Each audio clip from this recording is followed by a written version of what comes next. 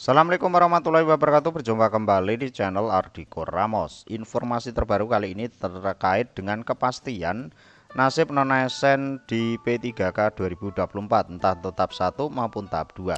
Lalu bagaimana penuntasan honorer ini menjadi P3K di tahun ini ya sobat-sobat. Memang dicanangkan Desember tahun 2024 sudah terakhir. Tahun depan tidak ada lagi yang namanya honorer. Lalu bagaimana mekanisme dan terutama untuk sahabat-sahabat yang TMS ya sahabat-sahabat.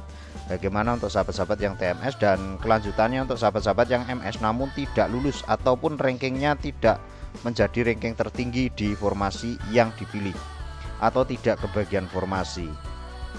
Dan berikut untuk ulasan lengkap. Ya Nadia dan teman-teman, memang ada dua nih ya. Satu secara prosedural, dua secara substansial. Oke. Maunya dua-duanya kelar nih. Yes. Prosedural dari honorer jadi P3K. Substansial dari P3K. P3K itu kan bagian dari ASN. Yes. ASN kita bagi dua, PNS dan P3K. Karena dia bagian dari ASN, maka P3K juga punya hak, kesempatan tumbuh, berkembang, promosi, seleksi, nominasi, jaminan hari tua, sama dong. Iya. Karena sama-sama. Yes. Nah, bahasanya gini, kalau tidak ada rotan, akar pun jadi. Apa maksudnya? Pastikan yang prosedural jalan dulu. Oke. Sambil semua masuk gerbong, jadi P3K resmi di Desember 2024. Baru habis itu kita akan paksa yang prosedural ini masuk ke yang substansial. P3K kan banyak tuh, Pak, pakaiannya curhatannya apa coba saya juga pengen tahu nih. Pak, udah berubah Pak, saya tadi kerja ini sekarang pindah ke sini. Iya. Pak, saya S1, ada formasinya di SMA. Oh ada ya Pak? Ada. Ya, gitu. Oh gitu loh. Oke. Pak, Oke. kalau P3K bajunya beda sama PNS katanya gitu loh. Apa baju uniformnya Oke. gitu. Pak, penghasilannya beda. Pak, ada lagi tuh, kita nggak dapat jaminan hari tua atau macam-macam. Yang paling utama, Pak, kok masih ada kontrak-kontrak juga kok, nggak kayak PNS. Itu yang ditakutkan sebenarnya, itu menjadi satu Itu hal udah yang 7 itu yang saya sebut. Nah itu padahal list pertanyaan saya. Udah Bapak jawab dulu di sini. Karena di WA saya langsung ada, di Instagram ataupun di sosial media saya ada semua. Oke. Nah, jawaban saya prosedural dulu, masuk gerbong dulu semua. Oke. Jangan nggak masuk gerbong. Berarti harus semuanya dengan adanya Pokoknya kesempatan ini dengan harus payung dioptimalkan. politik yang ada bahwa Desember, ada tadi bilang 2024 penataan honorer selesai. Bahkan kalau ketemu sama Panerbe, semua dapat NIP, nomor induk P3K. P3K ini oke. Nah, saya usul masuk situ dulu. Nantinya yang lainnya itu akan mengikuti. Nah, sesudah di dalam, kami akan perjuangkan lagi Oke. agar yang prosedural udah selesai, sekarang yang substansialnya. Oke, Gitu. berarti yang kekhawatirannya yang tadi banyak itu perlahan-lahan lah nanti Pak Mardhani dan teman-teman dan bapak-bapak ibu-ibu yang ada di Komisi 2 akan menyelesaikan. Bukan cuma di 2, sebenarnya di 10, dan bukan cuma saya. Oh ya, karena Kalau ada di guru dan pertemuan di ini 2 tuh hampir semua partai pro sama honorer. Oke, Gitu. oke. Nah, kalau dari kesiapan anggaran sendiri, Pak, sebenarnya sudah cukup siapkah? Karena kalau dari beberapa daerah katanya, kenapa makanya ada honorer paruh waktu? Karena sebenarnya untuk menyiasati anggaran yang tidak cukup itu. Dan ada lagi nih Pak yang menyampaikan kalau mau di-cut ya aku ya. Tunggu dulu, belum selesai nih. udah Galak dia. nih. Jadi kayak ada yang menyampaikan kalau sebenarnya honorer ini ketika tidak lolos nantinya akan menjadi paruh waktu. Dan itu membuat yang tadinya oh enggak kok semuanya full time, pengangkatannya ini lulus nggak lulus akan tetap full time. Tapi ada yang bilang kayak enggak, nanti yang nggak lolos akan jadi paruh waktu. Ya.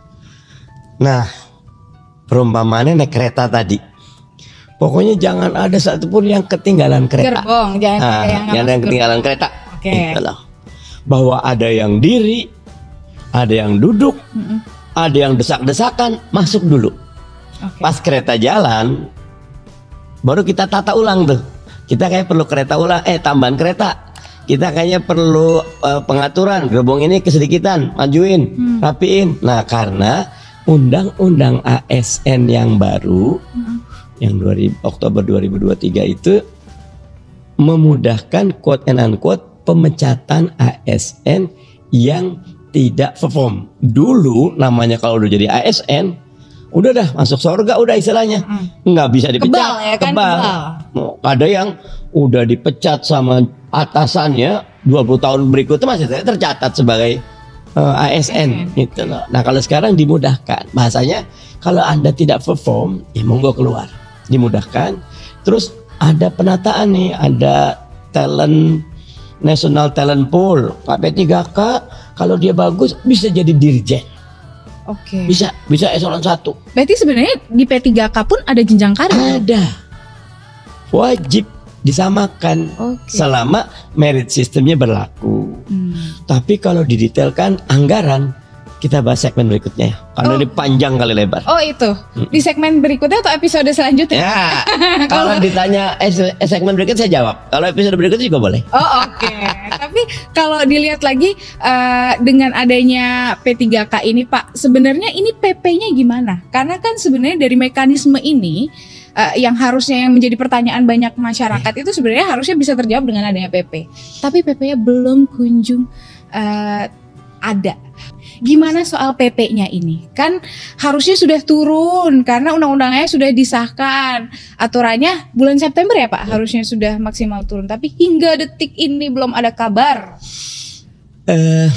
Jadi PP itu ada beberapa komponen. Oke. Salah satunya harus menunggu persetujuan dari Presiden. Apa saja pointernya dan siapa yang ditunjuk. Saya berbincang dengan Kementerian Pan-RB. Kenapa lama kan? Harusnya April. Kemarin sampai September kita last kali itu udah jadi draftnya. Draftnya sudah jadi. Kami sudah bahas sampai tanggal 20-an, kita kan tinggal 30 selesai tuh periode lalu. Sampai tanggal 20 kita kejar 2 kali, kita rapat sampai malam. Tapi belum kelar juga. Oke. Teman-teman Pan-RB sih pengen cepat selesai. Salah satu kenapa lambat karena tadi dia tidak cuma melibatkan Pan-RB, ada banyak kementerian yang terlibat, Stakeholder lainnya. stakeholders. Presiden juga memberi masukan. Yang dilakukan Pan-RB bagus. Mereka buat permen, kalau nggak salah 4849 permennya 2023, yang menjadi payung agar Desember 2024 semua honorer selesai urusannya. Permennya udah ada, kita udah cek aman. Makanya harusnya kemarin kan 26 September di kesepakatan kita. Tapi rupanya BKN, Pan-RB melihat beberapa hal. 1 Oktober baru dibuka pendaftaran, 20 Oktober udah ditutup. Sekarang udah mulai nih ada yang lolos nih, udah ada nih. Udah ada yang udah lolos alhamdulillah. Ada juga yang baru diumumkan hari ini. Ada beberapa, itu tergantung dari ke instansi dan KL masing-masing. Nah jadi kalau buat saya paling baik ada PP-nya. Tapi kalau permen itu niatnya baik untuk proses ini jalan, nggak masalah buat saya. Tapi tetap harus ada PP-nya kan? Harus dibahas di periode sekarang. Oke, berarti ini akan di Komisi 2 pun akan tetap mendorong walaupun untuk itu. Secara aturan namanya PP itu adalah domainnya eksekutif.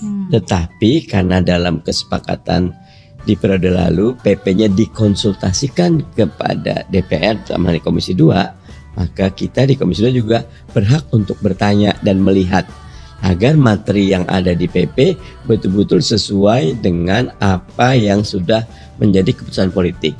Karena Nadia yang namanya kan 3 tuh, bahkan kalau bisa 4. 1, tidak ada PHK kepada P3. Yes.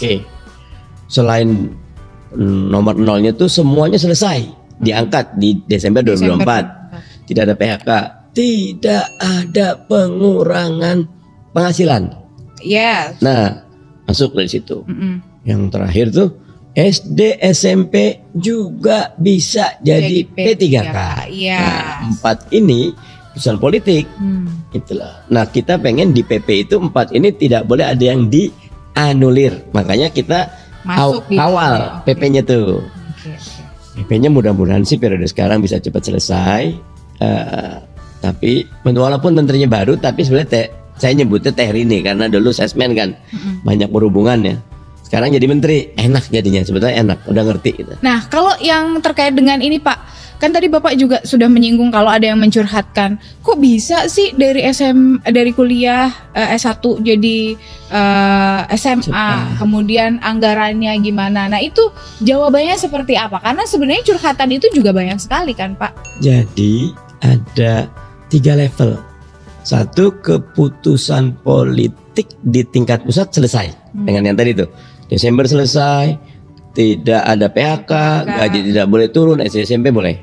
Nah, di level berikutnya udah ada keputusan 1,7 juta honorer yang terdaftar di BKN semua harus masuk.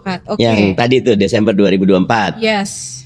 Dan 1,7 itu terbagi menjadi 2, 1 di institusi pusat, pemerintah pusat, 2 di institusi daerah. Institusi pusat secara umum hampir tidak banyak masalah, karena anggarannya dari APBN. Yang masalah di institusi daerah. Betul. Karena rata-rata daerah itu masih takut merekrut. Katakan kalau kemarin saya tidak salah, kan 1,7 itu sekitar 500-an, kalau nanti dicek datanya, pusat 1,2-nya daerah. Nah, yang bawah ini ketika diminta mengajukan membuka formasi agar 1,7 juta itu terserap semuanya, yang diajukan cuma 60-70%-nya. Bahkan kalau beberapa ada yang kosong. Nah, Kementerian Pan-RB itu berkali-kali mendesak daerah segera masukkan formasi biar target 1,7 juta itu tercukupi, segera masuk gitu. Masuk. Tapi daerah punya 2. 1, anggarannya kalau dibebankan ke mereka nggak mampu. Yang kedua, mereka ada aturan di Undang-Undang Keuangan Pusat Daerah tuh, belanja pegawai di Pemda itu dibatasi 30%. Siapa yang belanja pegawai di atas 30% akan kena penalti oleh Kementerian Keuangan. Kementerian Dalam Negeri juga akan nah, kata mereka, gimana kita disuruh lari tapi kakinya diikat. Makanya dalam RDP terakhir saya bilang, masalahnya harus undang Menteri Keuangan kemari, kalau perlu Bappenas kemari, kita bahas ini bareng-bareng.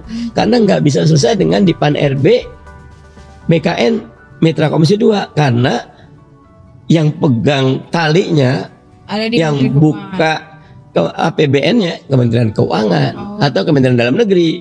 Katakan dalam rangka untuk melaksanakan keputusan politik 1,7 juta ASN diangkat semua, Kementerian Keuangan 3 tahun ini membolehkan belanja pegawai di angka 40-45%. Baru mereka berani narik gitu loh. Agak memperbanyak jumlahnya gitu. Nah, sekarang nih yang terakhir dari 1,7 yang masuk formasi cuma 1,2 yang dibuka formasi. 500.000 gak masuk formasi. Tapi kami lagi berjuang 500 ini masuk ke paruh waktu dulu, biar semuanya keangkut di gerbong kita. Berarti penyelesaiannya terkait dengan ketakutan anggaran itu memang benar dengan paruh waktu ini. Benar. Nah, itu paruh waktu tuh sebenarnya gimana Pak sistemnya? Kalau bahasa sederhana sih yang saya tangkap, tidak ada yang berani memberikan penjelasan seperti apa sih paruh waktu. Saya tanya desek kalau. Terus kenapa keluarkan statement paruh waktu itu? Gini, kalau semuanya dipaksa penuh waktu, tidak ada ada tadi itu dari 4 itu ada nomor 5 sebetulnya, tidak mengganggu keuangan negara. Kalau semuanya diangkat agak berat, stabil ya nanti akan gue ya. Kemungkinannya kan misalnya gini, di Undang-Undang ASN yang baru tuh P3K juga ada klausul jaminan hari tua. Oke. Itu dimasukkan. Nah, ketika paruh waktu yang saya dapat informasi, gajinya tetap, tapi hak-hak sisanya belakangan. Itulah. Tapi yang penuh waktu, hak-haknya akan diperjuangkan. Oke, begitu. Jadi sudah terjawab ya untuk paruh waktu. Tapi yang untuk yang SMA yang ke itu tadi belum terjawab. Nah, itu lagi-lagi problemnya diserahkan ke Pemda. Nah, Pemda ngelihat untuk formasi seperti ini cocoknya SMA, dia bilang. Kan sebelumnya honorer udah S1. Nah, mereka ngitung lagi. Kalau masuk S1, maka hitung-hitungannya gajinya nggak akan bisa mereka tanggung. Oke. Jadi diturunkan. Oke. Nah. Jadi gimana nih Pak? Kalau tadi Bapak menyampaikan ya udah yang penting masuk gerbong dulu, nanti akan ada akan diperjuangkan kembali. Artinya nanti ya ada harapan untuk yang tadinya SMA ini mungkin mereka juga sedang meniti pendidikan menjadi S1, kemudian ada yang S1 menjadi S2, itu bisa melakukan penyesuaian kan? Karena katanya tadinya nggak ada loh Pak, kalau masuk P3K SMA ya udah sampai nanti selesai juga akan menjadi SMA gitu. Tidak boleh. P3K kan tadi saya katakan juga ASN. Oke. Setiap ASN punya hak untuk mengembangkan diri. Yes. Apalagi esensi dari undang-undang ASN yang baru itu merit system. Merit system apa? Mereka yang bagus terus tumbuh, mereka nggak bagus ya keluar gitu loh. Nah, kenapa tadi saya katakan masuk gerbong dulu? Karena Desember 2024 baik penuh waktu maupun paruh waktu akan dapat NIP. Itu yang paling penting. Itu dulu. Oke. Ketika sudah dapat NIP berarti negara sudah mengakui keberadaannya. Oke. Sebetulnya penuh paruh nggak ada tuh NIP-nya warnanya beda-beda sama aja gitu loh. Oke, nggak jadi Sama biru aja. atau Nggak agak ada, abu-abu gitu itulah. ya. Nah, Oke. nanti di dalam kita akan paksa, termasuk di undang-undang ASN yang baru, bahkan di undang-undang kemarin tuh sebetulnya di penjelasannya ada yang harus dilakukan oleh negara, melakukan audit terhadap ASN yang ada atau honorer yang ada. Oke. Ada beberapa honorer, saya suka menyebutnya ada dua jenis kan. Ada honorer siluman, ada honorer pejuang. Nah, ini honorer siluman ini juga Honorer banyak siluman sekali yang- itu boleh jadi orangnya baik kali ya, tetapi cara masuknya tidak baik. Karena tergantung, misal entah kadang-kadang dia punya akses di kepegawaian, dia punya akses di pemerintahan bisa masuk. Yang udah puluhan tahun nggak masuk-masuk. Oke.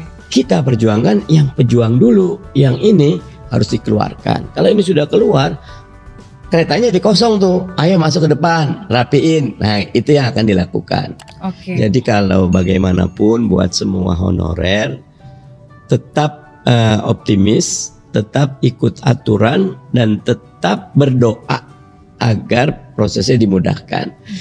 Karena saya lagi banyak bantuin honorer K2. Kalau Nadia tahu, honorer K2 itu honorer K1 yang tidak beruntung. Yes. Padahal honorer K1 2015 diangkat ASN semua.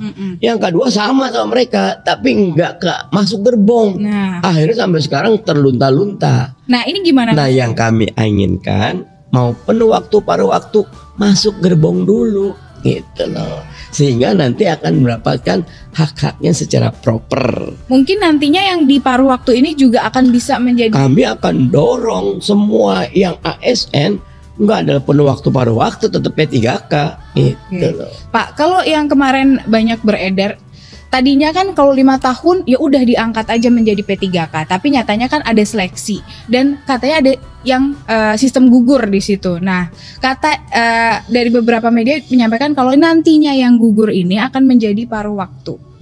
Sebetulnya gini, kena kan maunya kami 1,7 langsung aja diangkat. Gitu. Tapi ada undang-undang yang menyatakan bahwa seluruh proses menjadi ASN harus melalui tes. Oke. Kenapa? Karena kalau tidak melalui tes, merit sistemnya tidak terbangun. Oke. Kalau tidak melalui tes, nanti banyak titipan di Indonesia ini dimudahkan salah, dipersulit salah juga. Karena niat orangnya yang salah sebetulnya gitu. Yes, Makanya ya. perbaikan orang itu yang utama gitu. Oke. Orang yang amanah, yang jujur. Nah, yang kondisi dengan tidak sempurna ini, kalau saya tetap masuk dulu, nanti tidak ada gugur nggak gugur, semuanya masuk. Tinggal anggaran tahun ini semua dapat. Misal yang masuk, yang daftar 5, yang nggak masuk, yang nggak daftar 5, semuanya penuh waktu, paruh waktu. Atau yang penuh waktunya 3, 7-nya paruh waktu. Nanti ini naik, masuk lagi, masuk lagi, masuk lagi, sampai semuanya masuk.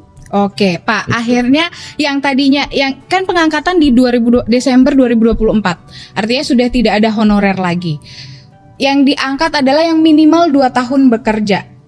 Kalau yang baru 1 tahun, nah gimana? Apakah nantinya juga akan tetap ada proses untuk pengangkatan P3K di 2025 mungkin? Akan selalu ada siklusnya. Karena yang pensiun kan ada terus itu loh. Nah, kalau sekarang kan bahasanya zero growth, pensiun berapa, masuk berapa. Nah, dengan adanya tambahan 1,7 mungkin akan diatur ulang sampai katakan 2027, 2029 baru mulai normal lagi. Nah itu akan dihitung dengan seksama. Oke, berarti semuanya ini nantinya juga mungkin yang teman-teman sekarang masih di usia kerja 1,5 tahun gitu ya, udah nggak apa-apa, kita jalanin dulu, tidak akan ada pemecatan yang pastikan ya Pak ya, itu sudah ketentuannya, tidak akan ada pemecatan, dijalani dulu, siapa tahu nanti kedepannya ada akan pengangkatan kembali untuk P3K yang disesuaikan kan Pak.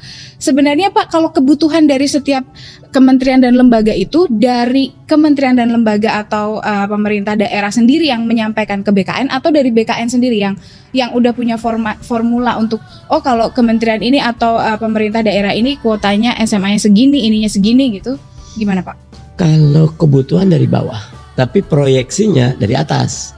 Nah dari atas itu BKN, PAN-RB dengan Bappenas memproyeksi Indonesia perlu berapa sih dokter spesialisnya, berapa sih perawatnya, berapa dicek berapa jumlah rumah sakit.